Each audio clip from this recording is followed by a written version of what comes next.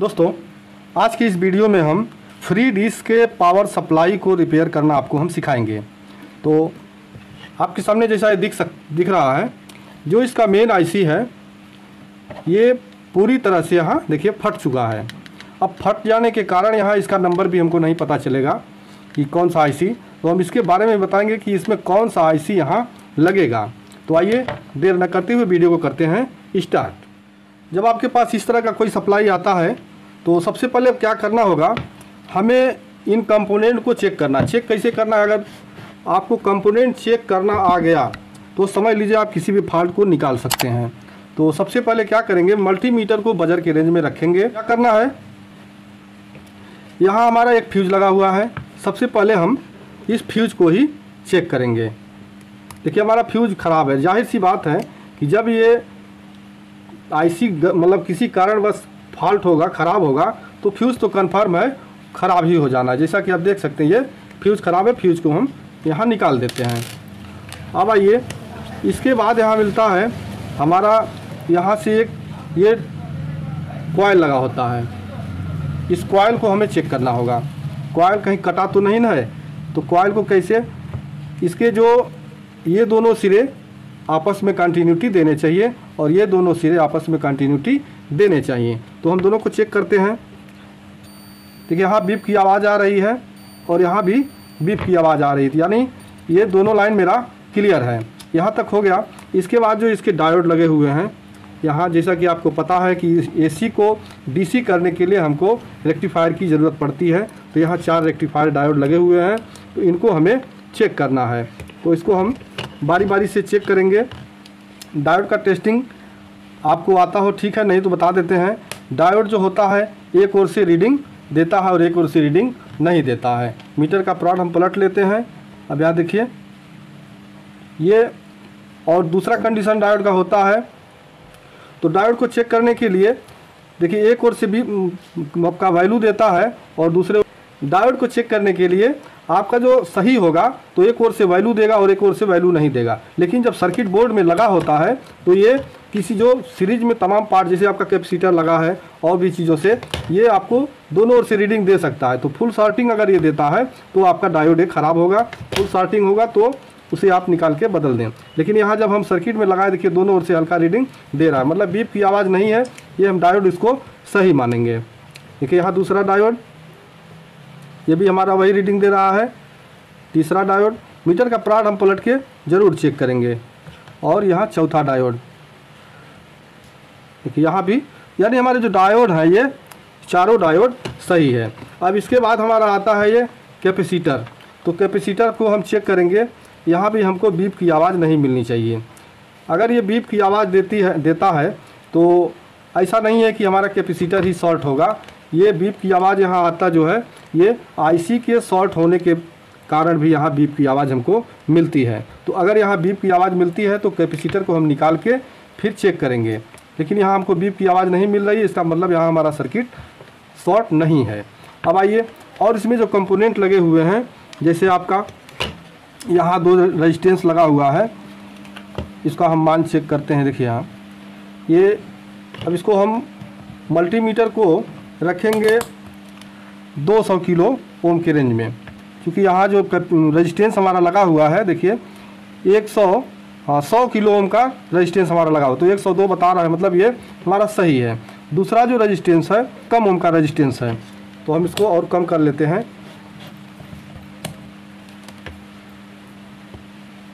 ये भी हमारा रेजिस्टेंस सही है। अब यहाँ एक और डायोड लगा हुआ है, डायोड को हम कंटिन्यूटी रेंज में चेक करेंगे। क्योंकि अगर कोई भी पार्ट शॉर्ट होगा और आप आईसी लगा देंगे तो आईसी हमारा फिर तुरंत ख़राब हो जाएगा। यहाँ जो रेजिस्टेंस लगा हुआ है देखिए रेड और ये ग्रीन, तो इसको हमें 2 मेगा ओम में रख के चेक करना होगा। देखिए यहाँ भी ये चूँकि 2 मेगा से ऊपर है इसलिए ये हमारा मीटर कट जा रहा है। तो ये रेजिस्टेंस लगभग ये भी सही है। उसके बाद एक डायोड बचता है और यहाँ डायोड लगा हुआ है, इस डायोड को चेक करेंगे। और यहाँ ये डायोड भी हमको सही बता रहा है। कैपेसिटर है, ये भी कैपेसिटर हमारा सही बता रहा है। एक छोटा एक कैपेसिटर है, इसको भी हम चेक कर लेंगे। ये हल्का सा एक बार बीप की आवाज़ देखिए फिर कट जाता है, देखिए यहाँ एकदम, ये भी हमारा सही है। अब हमको क्या करना है, इसका जो ड्राइवर है, इसके ड्राइवर को भी हम चेक करें। यह हम आपको इसलिए इतना बता रहे हैं कि आपका अगर इसमें से कोई भी फॉल्ट हो तो आप उसको आसानी से ढूंढ सकें।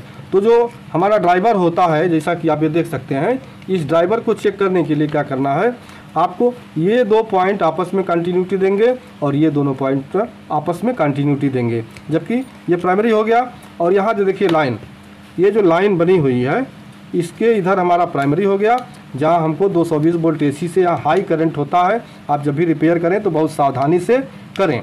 और यहाँ से जो इधर होता है ये सेकेंडरी होता है, यहाँ हमारा कम करंट होता है। इधर आप हाथ से टच कर देंगे तो झटका नहीं लगेगा, लेकिन इधर कहीं भी आप टच करेंगे तो झटका लगेगा।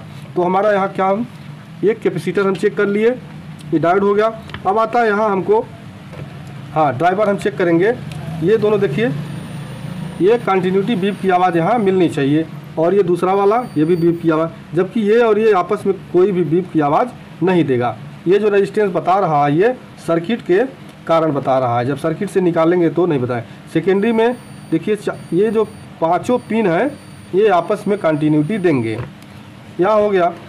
अब हमको क्या चेक करना है, एक चीज़, ये कपलर चेक कर लेना है, क्योंकि कपलर अगर शॉर्ट होगा तो भी आपकी सप्लाई ऑन नहीं होगी।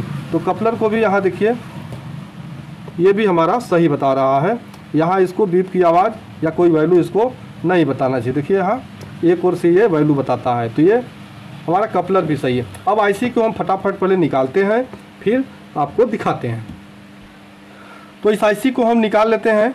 इस निकालने का कई तरीका होता है, जैसे आप ब्रश से भी निकाल सकते हैं, सोल्डर पंप से भी निकाल सकते हैं, सील वायर से भी निकाल सकते हैं। आपके पास जो व्यवस्था हो उसके हिसाब से आप इसको डिसोल्ड कर सकते हैं। तो जैसा कि मैं देखिए यहाँ डिसोल्डिंग वायर से यहाँ इसको डिसोल्ड कर रहा हूँ।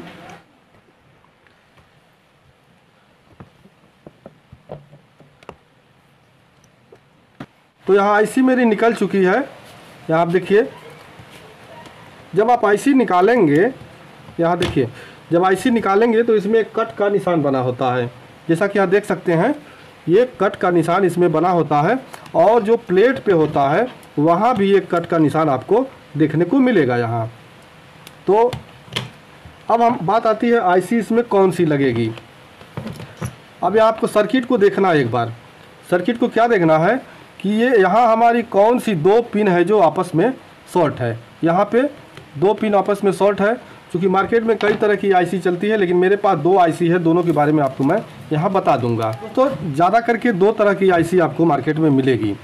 तो एक होता है जैसे इसका 1-2, ये 2 पिनें आपस में शॉर्ट हैं, मतलब मिली हुई हैं। और दूसरी एक सप्लाई आती है जो आपको दिखा दें। यहाँ देखिए ये IC है और IC के यहाँ 1 2 3 4, ये चारों पिनें आपस में शॉर्ट हैं।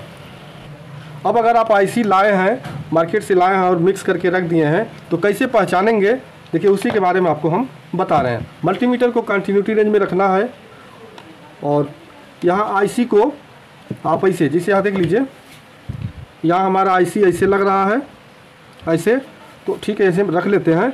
और यहाँ ऊपर की यहाँ 2 पिनें, यानी अब इसको देखा जाए तो 1 2 3 4। IC को गिनते कैसे हैं, जो लिखा होता है वो अपने सामने कर लेते हैं, जो लिखावट होता है उसको हम अपने सामने कर लेते हैं। और यहाँ से 1 2 3 4 ऐसे गिनेंगे, फिर यहाँ 5 6 7 8, इस तरह से हम पिन को गिनते हैं। तो हमारी IC ऐसी लग रही है। तो यहाँ कौन सा हुआ, 7 और 8, यहाँ देखिए 7 और 8, यहाँ से हुआ ना 1 2 3 4 5 6 7 8, 7 और 8 पिन हमारी आपस में कंटिन्यूटी देना चाहिए। तो यहाँ हम चेक करते हैं, 8 नंबर पे लगा लिए और यहाँ 7 नंबर, देखिए यहाँ बीप की आवाज़ आ रही है, जबकि और किसी भी पिन पे यहाँ बीप की आवाज़ नहीं आनी चाहिए। तो ये हुआ हमारा 2 पिन शॉर्ट वाला IC, ये भी वाइपर 22 से है। अब दूसरा IC हम आपको दिखा दे रहे हैं, वाइपर 22 से, दोनों वाइपर 22 से है, बस इसमें दोनों यही फ़र्क होता है। अब देखिए इसका जो हम चेक करेंगे तो यहाँ से 1 2 3 4 यहाँ से शुरू करेंगे, इधर लिखावट इधर है 1 2 3 4, और 5 6 7 8। तो इसकी जो 5 6 7 8 ये चारों आपस में कंटिन्यूटी बताती है। देखिए चारों पिने आपस में कंटिन्यूटी बताती है। यानी अब जो ये आईसी हुआ हमारा किस में लगेगा, इस बोर्ड में लगेगा जिसमें चारों पिने आपस में शॉर्ट है, वो आईसी में लगेगी। तो इसमें हमें क्या लगाना है, जो 2 पिन शॉर्ट है वो आईसी हमको इसमें लगाना है। तो आईसी लगाना निकालना तो लगभग आपको आता ही है, लेकिन हम फिर भी यहाँ हल्का सा दिखा देते हैं कैसे कि आईसी लगाना कोई बहुत बड़ी बात नहीं है। हाँ एक चीज़ देख लीजिए, जो इसका कट का निशान बना हुआ है, इस कट को निशान के देख के आईसी का भी जो कट का निशान बना हुआ है दोनों एक साइड में रहना चाहिए। और ऐसे यहाँ आप डाल देंगे, उल्टा पुल्टा डालेंगे तो आपका आईसी काम नहीं करेगा। ठीक है, ऐसे करके अब हमको सोल्ड कर देना है। आईसी लगा के हमको क्या करना है, इसके जो पिन के बीच में गैप है, इस गैप को हमको अच्छी तरह से किसी चिमटी या पेचकस से इसको इसे खुरस देना है। यानी कोई भी पिन आपस में शॉर्ट न हो, नहीं तो अगर आपस में शॉर्ट होगी तो हमारा सप्लाई काम नहीं करेगा। और इसके बाद हमको इसको वॉश कर देना है। तो हमारा फ्यूज भी ख़राब था, तो फ्यूज को जैसा कि मैं पहले निकाला था, तो यहाँ फ्यूज को भी मैं वापस दूसरा नया लगा देता हूँ। यहाँ फ्यूज लगा दिया। अब हम वायर को कनेक्ट करके इसका सप्लाई चेक करेंगे। तो अभी दोस्तों मैं यहाँ दोनों वायर सप्लाई के लिए जोड़ दिया हूँ। जैसा कि यहाँ हमको इनपुट 220 वोल्ट देना होता है, तो 220 वोल्ट के लिए मैं वायर जोड़ दिया हूँ। और हम इसको सीरीज बोर्ड में लगा के चेक करेंगे। आप भी जब कोई सप्लाई बनाएं तो सीरीज बोर्ड में ही चेक करें। तो अभी मैं सप्लाई को कनेक्ट कर रहा हूँ। यहाँ देखिए हमारा सप्लाई कनेक्ट हो चुका है। मल्टीमीटर को 20 वोल्ट के रेंज में रख के, और यहाँ हमको एक वायर हमको काला वाला रखना है ग्राउंड पे। तो ग्राउंड जैसा कि आप यहाँ देख सकते हैं, ये जो लाइन होती है ये ज़्यादा दूर तक जो रहती है यहाँ देखिए ग्राउंड होता है। तो ग्राउंड पे हम कहीं भी रख लेंगे, जैसा कि मैं देखिए यहाँ पे रख देता हूँ। और एक सिरे पे यहाँ देखिए, अब यहाँ हमको 4.76 यानी यहाँ 3 वोल्ट मिलना, 3.5 वोल्ट मिलना चाहिए, ये हमको मिल रहा है। लेकिन जब लोड पड़ेगा तो ये कम हो जाएगा। और ये ग्राउंड होता है, यही देखिए ग्राउंड घूम के आया है। और इस पे हमको 12 वोल्ट मिलना चाहिए, जो कि 16 वोल्ट मिल रहा है, ये भी क्लियर हो गया। और यहाँ 20 वोल्ट से ऊपर आता है, देखिए 20 वोल्ट से ऊपर है, इसलिए हमारा सप्लाई कट जा रहा है। मल्टीमीटर थोड़ा बढ़ा देते हैं, देखिए 22 वोल्ट यहाँ करंट हमको मिल रहा है। ये फिर ग्राउंड होता है और इस पर 5 वोल्ट हमको मिलना चाहिए, जो कि 5.1, ये देखिए 5 वोल्ट मिल रहा है। तो इस तरह से आप पावर सप्लाई का फॉल्ट आराम से निकाल सकते हैं। बस आपको पार्ट का चेकिंग होना चाहिए, जानकारी होना चाहिए। अगर पार्ट की चेकिंग आप अच्छे से जान जाएंगे तो किसी भी फॉल्ट को आसानी से कर लेंगे। उम्मीद करते हैं आपको वीडियो पसंद आया होगा। पसंद आया तो वीडियो को लाइक करिएगा। तो मिलते हैं नेक्स्ट वीडियो में, तब तक के लिए नमस्कार।